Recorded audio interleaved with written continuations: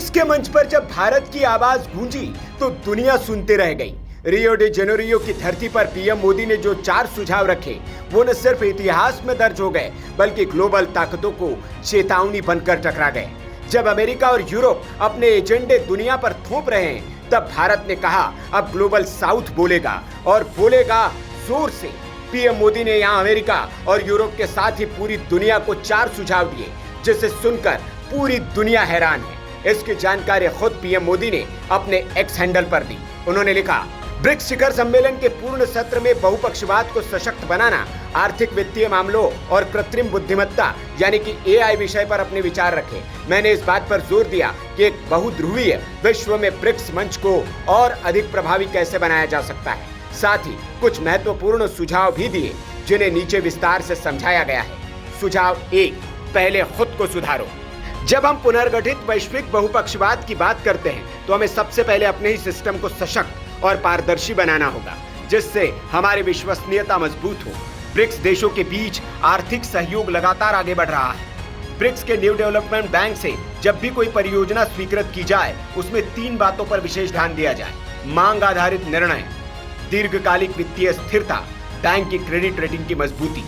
सुझाव number 2, global south के लिए काम करो। ब्रिक्स को ग्लोबल साउथ की अपेक्षाओं और आकांक्षाओं को पूरा करने के लिए मिलकर काम करना होगा। भारत में स्थापित ब्रिक्स एग्रीकल्चर रिसर्च प्लेटफॉर्म इस दिशा में एक सशक्त माध्यम बन सकता है जहां एग्री बायोटेक्नोलॉजी, सटीक कृषि और जलवायु परिवर्तन के अनुकूलन जैसे क्षेत्रों में श्रेष्ठ तकनीकों का साझा उपयोग हो सके। साथ ही मैंने BRICS science and research responsibility बनाने का प्रस्ताव भी रखा जो वैश्विक दक्षिण के क्षेत्रों को लाभ पहुंचा सकता है।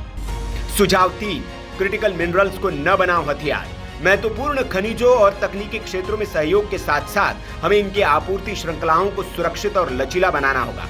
यह भी सुनिश्चित करना चाहिए कि कोई भी देश इन संसाधनों का प्रयोग केवल अपने हितों के लिए या किसी के खिलाफ हथियार के रूप में न करे। सुझाव 4, एआई सिर्फ टेक्नोलॉजी नहीं, जिम्मेदारी भी है। हमें जिम्मेदार एआई की दिशा में आगे बढ़ना चाहिए। भारत में हम कृत्रिम बुद्धिमत्ता को मानव मूल्यों और क्षमताओं को बढ़ाने वाले एक औजार के रूप में देखते हैं। हम एआई फॉर ऑल के मंत्र से प्रेरित होकर कृषि, स्वास्थ्य, शिक्षा और शासन सहित अनेक क्षेत्रों में एआई का उपयोग कर रहे हैं। एआई गवर्नेंस में चिंता और सुरक्षा और नवाचार को प्रोत्साहन दोनों को समान प्राथमिकता मिलनी चाहिए। पीएम मोदी ने आगे कहा, ग्लोबल साउथ को हमसे बहुत उम्मीदें हैं। इन उम्मीदों को पूरा करने के लिए हमें उदाहरण द्वारा नेतृत्व की नीति को अपनाना होगा। भारत इसके लिए पूरी तरह प्रतिबद्ध है। हम अपने सभी भागीदारों के साथ कंधे से कंधा मिलाकर काम करने के लिए तैयार हैं ताकि हम अपने साझा लक्ष्यों को प्राप्त कर सकें। पीएम मोदी के 4 सुझाव सिर्फ भाषण नहीं थे, ये विश्व मंच के लिए एक रूट मैप थे जहां भारत सिर्फ ग्लोबल साउथ की आवाज नहीं पूरे विश्व की अंतरात्मा बनकर उभरा है। ब्रिक्स में अब नेतृत्व भारत के हाथों में है क्योंकि भारत सिर्फ सोचता नहीं करके दिखाता है।